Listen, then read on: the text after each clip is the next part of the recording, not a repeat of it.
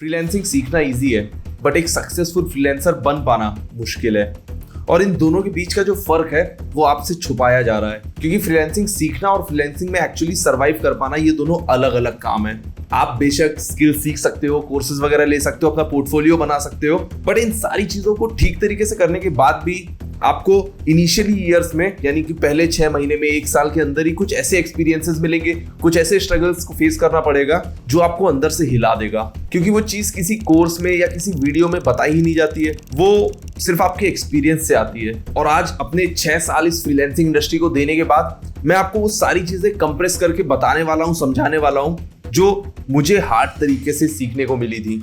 लेकिन इस वीडियो में एक और इम्पॉर्टेंट चीज है, एंड में आपको कुछ ऐसी चीजें भी बताऊंगा जो कि मैं आपको सिर्फ बता सकता हूं। आपको फिर भी उन्हें हार्ड तरीके से ही सीखना समझना पड़ेगा, आपको फिर भी उस स्ट्रगल को फेस करना पड़ेगा, आपको फिर भी वो एक्सपीरियंसेस, वो लर्निंग्स लेनी पड़ेंगी, ताकि आप अल्टीमेटली उससे ओवरकम कर पाओ। आपको मेरे बताने के बाद भी वो चीजें झेलनी पड़ेंगी। मैं सिर्फ आपको उनमें अवेयर कर सकता हूँ, बट उसकी एक्चुअल लर्निंग्स आपको एक्सपीरियंस से ही मिल पाएगी। सो अगर आप भी अभी फ्रीलांसिंग स्टार्ट कर रहे हो या अभी स्टार्ट किए 6 महीने 1 साल ही हुआ है, तो ये सारी चीजें आपके बहुत काम आने वाली है। देखो, जब मैं फ्रीलांसिंग स्टार्ट कर रहा था तो मैं एक चीज को लेके बड़ा कॉन्फिडेंट था कि अपनी स्किल्स पे काम करो। मैं वीडियो एडिटिंग सीख रहा था, मैं अपने वीडियोस एडिट करता था, तो मुझे लगता था मैं 3-6 महीने इस पे ही लगाऊंगा, अपनी स्किल्स को बहुत ज्यादा इंप्रूव करूंगा, अच्छे से वीडियोस एडिट करना सीख पाऊंगा, अलग अलग जॉनर्स के वीडियोस एडिट करना सीख पाऊंगा। बस यही फाइट है फ्रीलांसिंग की। और आज जाके मुझे रियलाइज होता है कि स्टार्टिंग में मुझे ये सब सोचना कितना ज्यादा डिल्यूजनल था। और ये डिल्यूजन तब टूटता है जब आपको रियलिटी हिट करती है। मेरा भी टूटा था, मुझे भी रियलिटी हिट करी थी, और वहां से ही मेरी लर्निंग्स की शुरुआत होती है। देखो, हमें फ्रीलांसिंग का जो साइड दिखाया जाता है, जैसी इमेज हमारे माइंड में यूजुअली बनी होती है फ्रीलांसिंग स्टार्ट करने से पहले, वो एक केयरफुली क्राफ्टेड रील की तरह होती है। घर से काम करो, इंटरनेशनल क्लाइंट्स के साथ काम करो, डॉलर्स में पेमेंट लो, अपनी मर्जी के हिसाब से काम करो, आप अपने खुद के बॉस बन सकते हो, पूरी तरीके से फ्रीडम आपके पास दिखाई जाती है। बट उस एडिटेड रील में कोई ये नहीं बताता है कि जब लगातार 2-3 महीने तक कोई क्लाइंट नहीं आता है तो कैसा लगता है, या आपने किसी क्लाइंट को काम करके दिया, सैंपल वर्क करके दिया, और फिर वो आपको घोस्ट कर देता है तो कैसा लगता है, या अपना 100% देने के बाद भी जब आप क्लाइंट कन्वर्ट नहीं कर पाते हो, क्लाइंट से रिजेक्ट हो जाते हो, तो कैसा लगता है। देखो, फ्रीलांसिंग जेन्युइनली एक बहुत अच्छा करियर ऑप्शन है, मैं पर्सनली भी ये मानता हूँ। बट जो वर्जन इसका आपको बेचा जा रहा है वो सिर्फ एक इमेजिनरी इमेज है जो आपके माइंड में सेव करी गई है, वो रियलिटी से बहुत दूर है। और जितना जल्दी आप इस गैप को समझ लेते हो, उतना जल्दी आप अवेयर हो जाते हो फ्रीलांसिंग के एक्चुअल स्ट्रगल्स को फेस करने के लिए। मैं जब स्टार्टिंग में अपनी स्किल्स पे ध्यान देता था, अपने फ्रीलांसिंग करियर को स्टार्ट किया था, तो जैसा मैंने पहले बताया, एडिटिंग वही सीखने में पूरा टाइम स्पेंड करता था।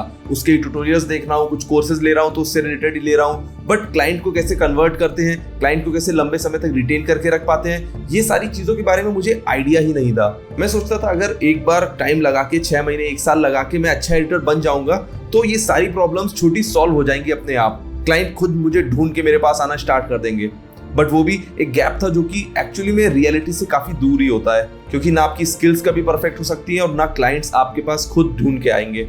आपको फाइट मारनी पड़ेगी, आपको स्ट्रगल करना पड़ेगा, आपको वो सिस्टम्स एंड प्रोसेसेस बिल्ड करने पड़ेंगे जिसके थ्रू आप क्लाइंट को क्लोज कर पाओगे, आप क्लाइंट के लिए एक इनबाउंड इंजन बिल्ड कर पाओगे। एंड इसीलिए फ्रीलांसिंग में ज्यादातर स्किल्स की प्रॉब्लम होती ही नहीं है, प्रॉब्लम उस अप्रोच की होती है जिसको आप फॉलो कर रहे हो। एंड इसलिए आपने जिस दिन से फ्रीलांसिंग सीखना स्टार्ट किया, अपनी स्किल्स को नर्चर करना स्टार्ट किया, धीरे धीरे कुछ प्रोजेक्ट्स या पोर्टफोलियो अपना बिल्ड करना स्टार्ट किया, उन सबके साथ ही डे 1 से ही आप क्लाइंट्स क्लोज कैसे करते हैं वो स्टार्ट करो सीखना, आप क्लाइंट्स के साथ नेगोशिएट कैसे करते हैं वो सीखना स्टार्ट करो, आप कैसे एक प्रोसेस, कैसे एक सिस्टम बिल्ड कर सकते हो जिससे कि क्लाइंट्स आपके पास चल के आए। चाहे वो आपका एक आउटबाउंड मेथड हो, चाहे वो आपका एक इनबाउंड मेथड हो, ये दोनों ही मेथड्स मैंने ऑलरेडी समझा चुके हैं बहुत सारे वीडियोस पे। ये सिस्टम्स आपको बिल्ड करना बहुत जरूरी होता है ताकि आपकी स्किल्स और आपका client acquisition side by side चलता रहे। ये दोनों ही चीजें एक दूसरे के बिना इनकम्प्लीट है, और ये मुझे 2 साल बाद जाके समझ में आया था। अब फिर इस लर्निंग के बाद जैसे जैसे क्लाइंट्स आने लगे तो उससे एक और नई प्रॉब्लम सामने आई, which leads us to learning number 3। Today I know कि स्टार्टिंग के 4-5 क्लाइंट्स लेके आना बहुत स्ट्रगल का काम होता है, बहुत फाइट मारनी पड़ती है। बट उस टाइम पे मुझे लगता था कि मैं ही केवल ये फाइट मार रहा हूँ, मुझे ही इतनी स्ट्रगल क्यों करनी पड़ रही है क्लाइंट्स को क्लोज करने में या इनिशियल क्लाइंट्स लेके आने पे। क्योंकि लिंक्डइन पे तो बहुत सारे पोस्ट दिखते हैं कि आज मैंने 50,000 रुपए का क्लाइंट क्लोज कर लिया है, आज मैंने 70,000 रुपए का ये रिटेलर क्लाइंट क्लोज कर लिया है। मैं उस टाइम पे सोचता था कि यार इन लोग को ऐसा क्या पता है, क्या इन्होंने प्रोसेस बिल्ड किया है जिससे इनके पास बड़े क्लाइंट्स आ रहे हैं, मुझे मिल रहे हैं 5-10 हजार रुपए वाले क्लाइंट, वो भी तब जब मैं इतनी ज्यादा फाइट मार रहा हूँ। बट आज जब मैं इतने सारे साल अपने इस इंडस्ट्री में लगा चुका हूँ, मैंने इतने सारे फ्रीलांसर्स से ऑलरेडी बात करके रखी हुई है, मेरा पूरा नेटवर्क जो है वो फ्रीलांसिंग इंडस्ट्री में ही बना हुआ है।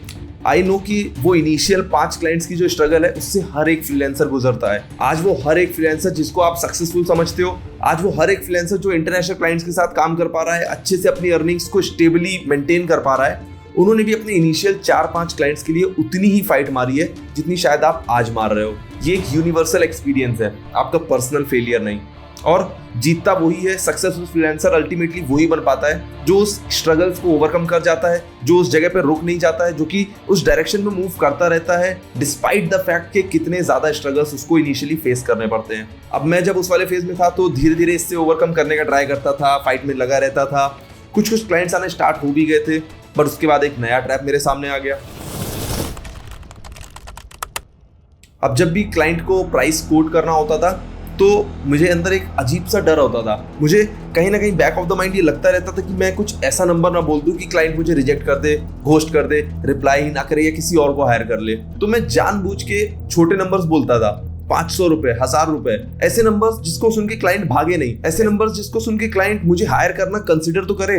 बट नाउ आई रियलाइज कि इन कम प्राइसेस में वही क्लाइंट्स आते हैं जो उस प्राइस को ही जस्टिफाई कर सकते हैं। शायद वो आपको टाइम पे नहीं करेंगे, शायद वो आपके काम में माइक्रो मैनेजमेंट करेंगे, शायद वो आपके काम की उतनी वैल्यू ही नहीं करेंगे, शायद वो आपकी एज अ फ्रीलांसर या एज अ टीम मेंबर उतनी रिस्पेक्ट नहीं करेंगे। इसलिए आज मैं आपको सीधा बताता हूँ, आपकी प्राइसिंग सिर्फ एक नंबर नहीं है, वो आपकी वैल्यू है जो आप अपने माइंड में डिफाइन करते हो। वो बताती है कि आप अपनी वैल्यू को, अपनी स्किल्स को किस जगह पे रखते हो। एंड अगर आप अपने पहले 4 से 5 क्लाइंट्स के बाद भी अपने प्राइसेस को सेम रखोगे, अपने आप को एज अ सस्ता फ्रीलांसर पोर्ट्रे करोगे, तो लोग भी वही करेंगे। So pricing is never a rule, it's always the discovery. और ये डिस्कवरी तभी होती है जब आप अलग अलग प्राइसेस एक्सप्लोर करना स्टार्ट करते हो, जब आप ज्यादा प्राइस कोट करने से डरते नहीं हो। एंड इसलिए आई ऑलवेज सजेस्ट कि हमेशा अपने इनिशियल 4-5 क्लाइंट्स के बाद आप हर 2 से तीसरे क्लाइंट पे अपने रेट्स को 10%, 15%, 20% बढ़ाना स्टार्ट कर दो।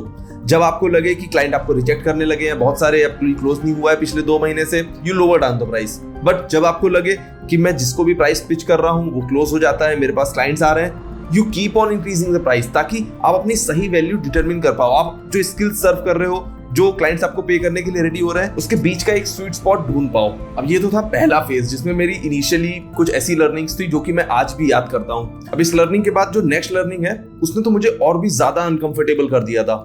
एक्सप्लेन करता हूँ। एक टाइम था जब मेरी इनकम का एक बड़ा हिस्सा सिर्फ 2 क्लाइंट ही कवर करते थे। एक क्लाइंट जो मुझे 60% पैसे देता था, अनदर क्लाइंट जो मुझे 30% पैसे देता था, और फिर बाकी के 2 क्लाइंट्स उन 10% पैसों में ही हो जाते थे। मैं अपनी इनकम को, अपने करियर को बहुत ज्यादा स्टेबल और सॉर्टेड समझता था। बट मुझे रियलिटी चेक तब मिला जब वो 60% वाले क्लाइंट ने मुझे ड्रॉप कर दिया।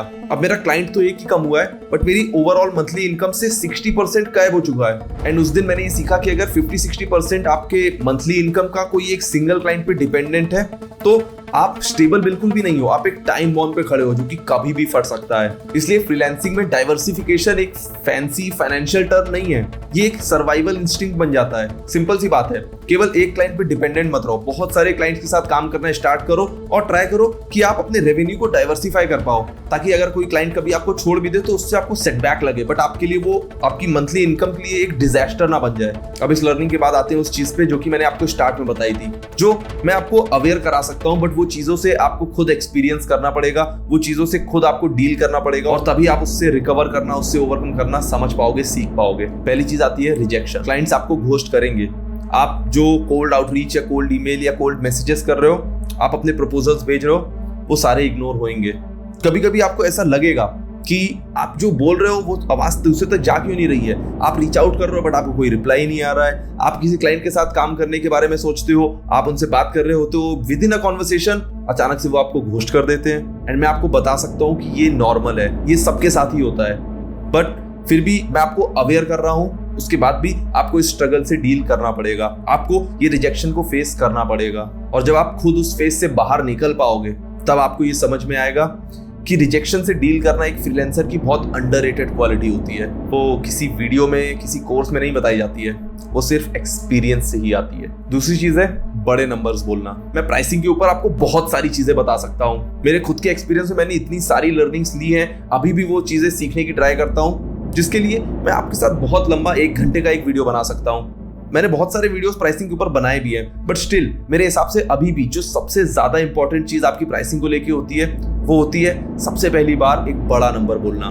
सिर्फ वो 10-15% का हाइक नहीं, आप एक क्लाइंट से अचानक से 1.5 गुना 2 गुना ज्यादा पैसे मांगने लगोगे जो आप करंटली अभी बाकी क्लाइंट से चार्ज कर रहे हो। वो हिम्मत जुटा पाना, उस करेज के साथ, उस कॉन्फिडेंस के साथ क्लाइंट को ये बोल पाना, उस क्लाइंट को जो कि आपको लगता है पे करने की कैपेबिलिटी रखता है, उसे ये बोल पाना कि आप महीने का 1 लाख रुपए एक काम का चार्ज करने वाले हो, क्लाइंट बस आपकी तरफ देख रहा है। आप उसे एक्सप्लेन करने में लग जाओ कि जो आप वैल्यू डिफाइन कर रहे हो वो किस तरीके से आप अपनी स्किल्स के थ्रू उनके काम में दिखा सकते हो, जो आप प्राइसिंग चार्ज कर रहे हो कैसे वो आपके काम के लिए जस्टिफाइबल है। एंड उस जस्टिफिकेशन को पोर्ट्रे करने के लिए, अपनी वैल्यूज को समझाने के लिए, उस कॉन्फिडेंस को बिल्ड करने के लिए जो चीज आपको रिक्वायर्ड होती है, जो डिस्कम्फर्ट से आपको डील करना पड़ता है, वो आपको किसी वीडियो से नहीं मिलेगा। मैं आपको अवेयर कर रहा हूं, बट आपको वो पहला स्टेप लेना ही पड़ेगा कभी ना कभी। एंड जब वो मोमेंट आए, जब वो आपको क्लाइंट मिले जो कि आपको लगता है आपको ज्यादा पैसे दे सकता है, आपकी ट्रेजेक्टरी को चेंज कर सकता है, उससे एक बड़ा नंबर पिच करने में डरो नहीं। एंड तीसरी चीज है द टॉक्सिक क्लाइंट। मैं आपको बता सकता हूं कि बुरे क्लाइंट्स कैसे होते हैं, क्या रेड फ्लैग्स आपको ध्यान में रखने होते हैं, किस तरीके के क्लाइंट्स के साथ आपको काम नहीं करना होता है, और मैं ऑलरेडी ये सारी चीजें अपने कुछ वीडियोस में बता भी चुका हूं। बट एक बार खुद वो एक्सपीरियंस करने के बाद जब आपको कोई ऐसा क्लाइंट मिलेगा जो कि शायद आपको माइक्रो मैनेज करता है, जब आपको कोई ऐसा क्लाइंट मिलेगा जो कि शायद आपको टाइम पे पेमेंट्स नहीं करता, या आपके काम की वैल्यू नहीं करता, या आपकी खुद की रिस्पेक्ट नहीं करता है, वो एक्सपीरियंस आपको जितनी लर्निंग्स देगा वो आपको ये वीडियो या कोई भी और वीडियो दे ही नहीं सकता है। एंड इसलिए अगर आपको लगता है कि आप भी किसी ऐसे टॉक्सिक क्लाइंट के साथ फंस गए हो तो उसके साथ काम सिर्फ पैसे के लिए कंटिन्यू मत करो, उसको मना कर देना आपके लिए एक राइट डिसीजन होगा। तो ये 3 चीजें ऐसी लर्निंग्स हैं जो आपको कोई बता नहीं सकता है, मैंने भी एक्चुअली बताई नहीं है, मैंने सिर्फ पॉइंट आउट करी, आपको अवेयर कर दिया है। बट इनसे जो लर्निंग्स होती हैं, जो रियलाइजेशंस होते हैं, वो आपके एक्सपीरियंस के साथ ही आ पाएंगे। और इन 6 सालों में अपने पूरे फ्रीलांसिंग के एक्सपीरियंस में जो सबसे बड़ी लर्निंग मुझे मिली है वो ये नहीं कि कौन सी स्किल सीखनी चाहिए, या कौन से प्लेटफॉर्म पे आउटरीच करना चाहिए, या आउटरीच करने का क्या अच्छा तरीका होता है, या कौन से क्लाइंट्स के साथ काम करना चाहिए, कौन से निश में अपनी इंडस्ट्री स्टार्ट करनी चाहिए, अपना करियर स्टार्ट करना चाहिए। वो ये है कि फ्रीलांसिंग का कोई शॉर्टकट नहीं होता है। जो लोग सही डायरेक्शन में मूव करते हैं, जो लोग गलतियों को पहले से आइडेंटिफाई करना जानते हैं, और जो लोग गलतियां होने के बाद उससे ओवरकम करके वापस से राइट डायरेक्शन में मूव करना जानते हैं, वही अल्टीमेटली सक्सेसफुल हो पाते हैं। मैं फ्रीलांसिंग से रिलेटेड और भी बहुत सारे वीडियोस और भी बहुत सारी लर्निंग्स या टेक्निक्स आप सबके साथ अपने चैनल के थ्रू शेयर करता रहता हूं। फ्रीलांसिंग को एज अ करियर ऑप्शन आप सबके लिए और ज्यादा रेलिवेंट बनाना ही इस चैनल के थ्रू मेरा मिशन है। This is me Veer Shukla, taking your leave.